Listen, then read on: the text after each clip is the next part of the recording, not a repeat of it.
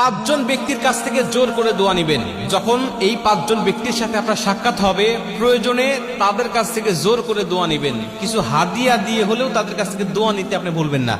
কারণ ইবনে মাজাহ শরীফ এবং তিরমিজি শরীফের বর্ণনায় নবীজি বলছেন, এই পাঁচজন ব্যক্তির দোয়া করলেই আল্লাহ পাক তাদের দোয়াটা কবুল করে নেয়। দুইটা বর্ণনা আসছে, তিরমিজি শরীফের বর্ণনা আসছে 3 জন এবং ইবনে মাজাহ শরীফের বর্ণনা আসছে 2 জন। এই 3 জন আর 2 জন, এই 5 জন ব্যক্তি যখন কোনো ব্যক্তির জন্য দোয়া করে, আল্লাহ পাক তখন ডাইরেক্ট তার দোয়াটা কবুল করে নেয়। রাসূল সাল্লাল্লাহু আলাইহি ওয়াসাল্লাম বলছেন, 1 নম্বর হলো মা বাবা। কোনো মা বাবা যদি সন্তানের জন্য দোয়া করে, ওই দোয়ার মাঝে আর আল্লাহ পাকের মাঝে কোনো পর্দা থাকে না, ডাইরেক্ট আল্লাহ পাক দোয়াটা কবুল করে নেয় এবং সেই সন্তানের জন্য আল্লাহ পাক সব দোয়াগুলোকে আল্লাহ পাক কবুল করে নেয়। এটা হলো 1 নম্বর।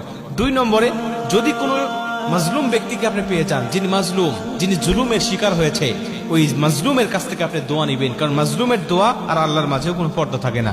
মাজলুম যখন দোয়া করে আল্লাহ পাকের কাছে, তখন ডাইরেক্ট আল্লাহ পাক তার দোয়াটা কবুল করে নেয়।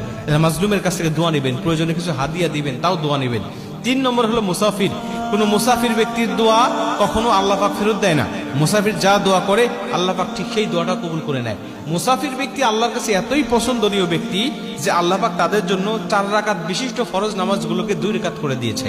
তাদের যেন কষ্ট না হয়, তাদের যেন জুলুম না হয়, এজন্য আসরের নামাজ, ইশারের নামাজ, জোহরের নামাজ, এই নামাজগুলো 4 রাকাত পড়তে আল্লাহ বলেন নাই, বলছে তুমি 2 রাকাত করে পড়ো। আল্লাহ পাক তাদের উপরে ইহসান করেছেন, দয়া করেছেন। অতএব